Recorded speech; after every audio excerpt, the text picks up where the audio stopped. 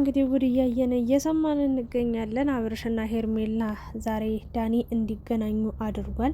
ግን ከተገናኙ በኋላ ለአንዴና ለመጨረሻ ጊዜ እንዲተያዩ ከዚህ በኋላ እሱም ወደ ሚስቱ እንደሚመለስ ወደ ልጁ እንደሚመለስ ሄርሜላን እንደማይፈልጋት ንገራት በማለት እንግዲህ ጉሮሮ ላይ ቆሞ አብርሽን እያስፈራራው ነበረ። አብርሽም እንግዲህ በጣም አዝኖ ከፍቶት ሆድ ብሶት ለሄርሜላ አብሯት መቀጠል አብሯት መሆን እንደማይፈልግ ወደ ሚስቱ መሄድ እንደሚፈልግ ነግሯታል። ግን ደግሞ ተገድጄ ነው ወይ ደግሞ ፈልጌው አይደለም በማለት እንባ እየተናነቀው እንግዲህ ሄርሜላን ተሰናብቷታል፣ ሄዷል።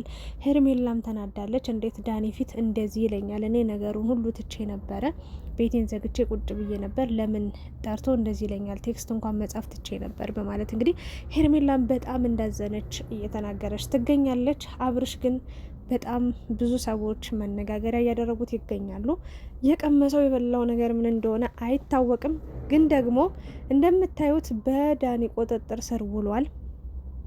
እንደፈለገ ትናንት እቃ ሳጠበው፣ ውሃ አስቀድቶ አምጣለው፣ በቤቱ እንደፈለገ ፈነጨበት፣ ዝቅ አደረገው፣ አሸማቀቀው፣ ምን አለው ምናምን ብዙ ታሪክ አየን። ብቻ ትናንትና እንኳን እሱ ሚስቱም ሰው አላረገችው፣ እንደፈለገች ነበረ። እንደ ቦሊቦል እንደ እግር ኳስ ምንድነው ኳስ በቃ እንደ ኳስ የተቀባበሉት አሳልፋ የሰጠችውና እሷ ያላዘነችለት ዳኒ ያዝንለታል ብዬ አላስብም። ዳኒ ሲጀመር ትንሹ ሰይጣን ነው፣ የሰይጣን ተላላኪ ነው። የእውነቴን ነው የምላችሁ። በጣም በቃ የሰውን ሰላም የማይፈልግ ሰው ሰላም በሆነበት ቦታ ሁሉ እየተገኘ የሰውን ሰላም የሚያደፈርስ የሚያጠፋ ሰው ነው። መጀመሪያ ሄርሜላን ከኔ ጋር ግንኙነት አላት ምናምን ብሎ ከአብርሽ ጋር ለመለያየት ሞከረ። እሷ ልሳካለ ሲል አብርሽ ሊያምነው ስላልፈለገ ስላልፈቀደ ከዛ ድጋሚ ከሩታ ጋር ተገናኙ። ሁለቱም አንድ አይነቶች ናቸው።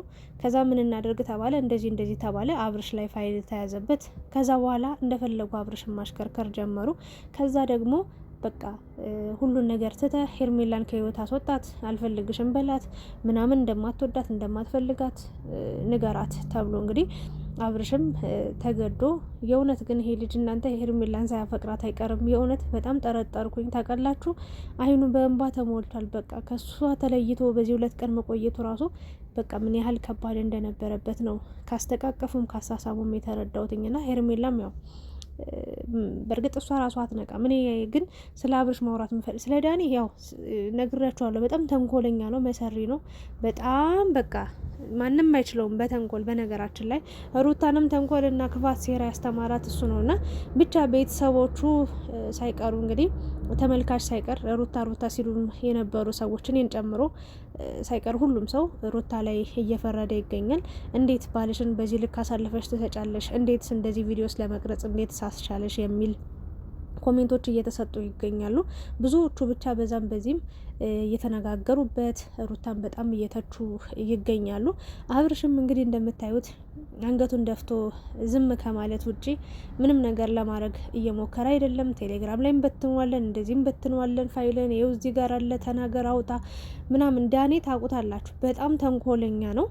ስለዚህ እንኳን እንደዚህ አይነት ፋይል ይዞ እንኳን ደግሞ አብርሽ ዝቅ ብሎ ታይቶት እንኳን አብርሽ አንገቱን ደፍቶ አይቶ ይቅርና በጣም በቃ ያለ ስም የሚሰጥ ያለ ስራው ገብቶ እንደርጎ ዝንብ የሚያቦካ የሚጋግር ሰው ነው እና አሁን ላይ ያው እኔ ባንተ አልፈርድም። በእርግጥ ዳኒ በጣም መጥፎ ሰው ነህ። የእውነት ምን አይነት ደስታን ምን አይነት ህይወትን ምን አይነት ኑሮ ልትኖር እንደምትችል ላንተ ፈራላለሁ። ለምን ሰዎች ላይ እንዲህ ያልሆነ ያልተገባ ነገር እያደረግ በጣም በሚያስጠላ ሁኔታ ሰዎችን እየዞርክ ሰላማቸውን እያደፈረስክ እግዚአብሔር የፈቀደውን ጋብቻ ለመለየት ለመበጥበጥ እየሞከርክ አብሶ አንተ ብቻ አይደለም ሩታንም አብረ ይዛት ብዙ ታሪክ እየሰራ ነው ያለው። ስለዚህ አንተ የዚህን ያህል በቃ የሰውን ደስታ እያጨለምክ አንተ ነገ ከነገ ወዲያ ምን አይነት ህይወት ልትኖር እንደምትችል ሳስበው አዝናለሁ። የእውነት አንተ ለሰው መጥፎ ሆነ፣ አንተ ለሰው በዚህ ልክ ሴራ ተንኮል እየጠመጠምክ ሀሳብ እያመጣ ለመለየት እየሞከርክ አንተ ነገ ከየትኛዋ ሴት ጋር ልትኖር እንደምትችል ፈጣሪ ነው የሚያውቀውና ያስጠላል። ብቻ ባጭሩ ስላንተ ጨርሻለሁ። ሌላኛው ስለ አብርሽ ነው ማውራት የምፈልገው። ስለ ሄርሜላ እመጣበታለሁ። በመጀመሪያ አብርሽ አንተ ይሄን ያህል የሰራኸው ስራ አሸማቆ ነው ወይ ያደረከው ነው ወይንስ እኛ ያላወቅ ነው ያልተረዳ ነው ያላየ ነው ነገር አለ? እኔ ፋይሉ ላይ እንደማስበው ወይ ደግሞ ያየው ሰው የለም። እንግዲህ ሄርሜላና ዳኒ አይተው እየተጫወቱበት ማለቴ ዳኒ በተለይ እየተጫወተበት እንደሆነ አውቃለሁ። ያ ደግሞ የራቁት ቪዲዮና የራቁት ፎቶ እንደሆነ ነው የተረዳሁትኝ። ግን ይሄ ልጅ አልሰረቀም አይደል እንዴ? ሌላ ሴት ጋር ሂዶ ሲማግጥ አልተያዘም አይደል እንዴ? ከሄርሜላ ጋር ያለው ጉድ ሆኖ ቢሆን ብዙ ሰው ሊተቸው፣ ብዙ ነገር ሊያወራበት፣ ብዙ ነገር ሊለው ይገባ ነበር፣ ቤተሰቦቹ ሳይቀሩ። ከሄርሜላ ጋር እንኳን ይህንን ያህል ነገር አላደረገም። ግን እሷ ሚስቱ ነች። ያው ተፋትተናል ቢሉም ግን በልብ ተሳስረዋል። ልባቸው አልተፍታታም የሁለቱም። እና ይሄ ነገር ተቀረጸ ተባልክ አይደለ እንዴ? ታዲያ ያውጡታ፣ ይበትኑታ። ታዲያ አንተ በዚህን ያህል ለነገሩ ሩታ እኮ ማለት ነው ለራሷ ይዛ እንኳን እሺ ታስፈራራህ ምናምን ችግር የለውም። ግን በራሷም በዳኒ ስልክም በሌላ ስልክም እኮ ሼር አድርጋ ፋይሉን ይዘዋለች። እና ይሄ ማለት ያው ሩታ በጣም ምን እንጃ አላቅም። ስለ ሩታ በዚህ ቪዲዮ ላይ በዚህ ጉዳይ ላይ ምን ማለት እንዳለብኝ አላቅም። የሆነ ተሳስቼ ራሱ መጥፎ ቃል እንዳላወጣ ማርያምን በጣም እየተጠነቀቅኩ ነው ማውራው።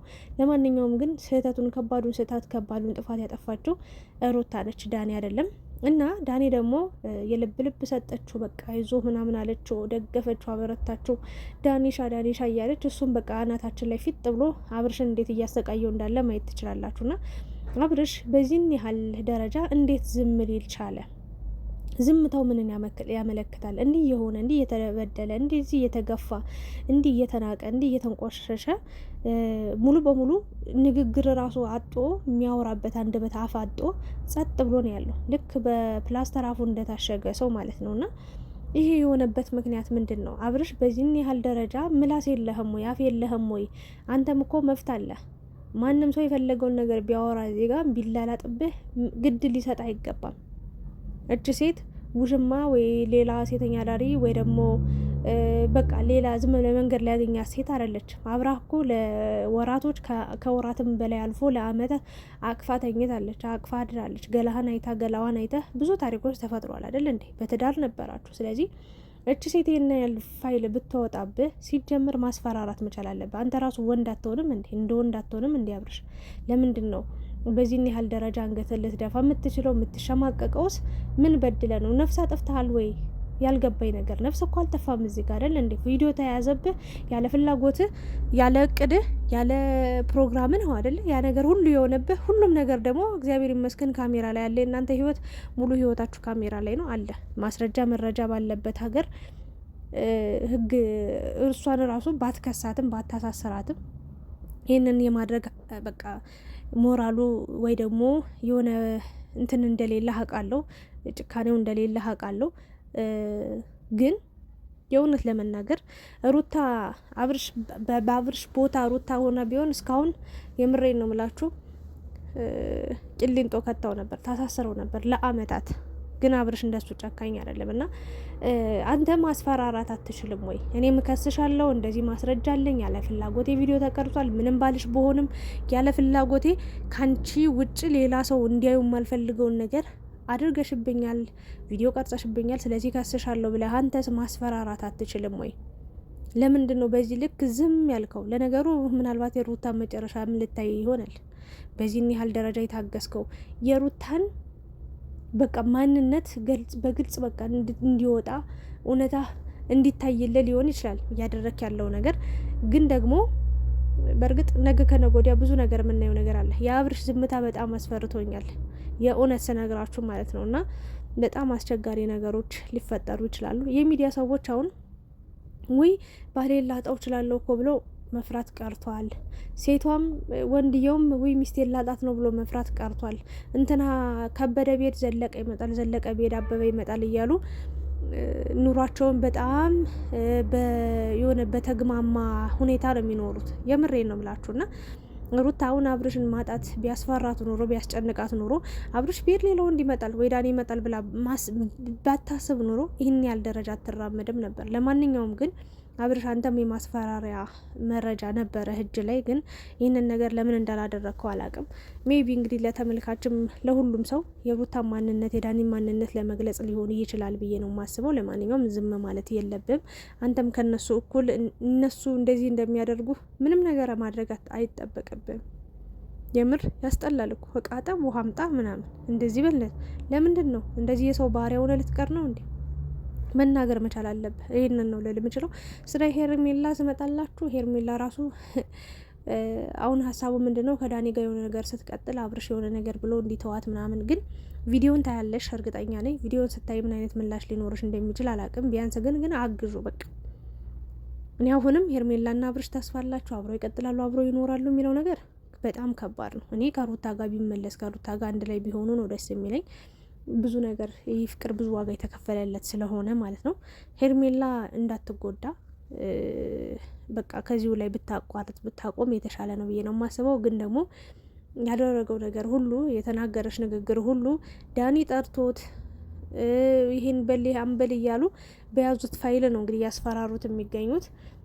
እና ይህንን ነገር ልትረጁ ይገባል። ጠልቶሽ ወይ ደግሞ አንቺ የማትፈለጊ የማትወደጅ ሴት ስለሆንሽ አይደለም ብዬ እኔም ሀሳብ አስተያየት እሰጣለሁ። ዳኒን ግን የማይሰድበው ሰው የለም። የእውነት ነው። በጣም ዳኒ በጣም ልክ ያጣ ነውር ነገር ነው የምታደርገው። እና ይህንን ነገር ባታደርግ በቃ አቁም፣ ወደ ራስ ተመለስ፣ የራስን ኑሮ እስኪ ቋሚ የሆነ ኑሮ ይኑረህ። ይህንን ነው ልል የምችለው። ብቻ ያስጠላል።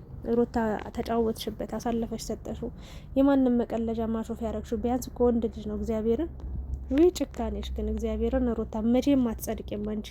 በእውነት ብዙ ነገር አድርገሻል። ግን እንደዚህ ሳምንት ባለፈው ስሜቱን ስብርብርብር አድርገሽ ይወዳሽው በቃ አብረን እንሆን እንቀጥል ምናምን ብለሽ ወደ አንቺ ከመጣ በኋላ ከጓደኞቹ ካራቅሽው ከሄርሜላ ካራቅሽው በኋላ ና አብረን እንሆን ብለሽ ካመጣሽው በኋላ አውቄ ነው ምናምን ብለሽ ልፈተነ ነው ብለሽ ያባረርሽው ቀን እና ይሄንን የቀረጽሽው ቪዲዮ የእውነት ሳይ በጣም አዝኛለሁ። በእነዚህ ሁለት ነገሮች በጣም አዝኜብሻለሁ። በጣም ሁሉም እያዘነብሽ ነው ያለው። የሆነ ነገር አድርጊ በቃ ባጭሩ። ስለነበረን ቆይታ አመሰግናለሁ። የእናንተን ሀሳብ አስተያየትም ጨምሩበት። ላይክ፣ ሼር፣ ሰብስክራይብ ማድረጋችሁን እንዳትረሱ። ሰላም ደሩ።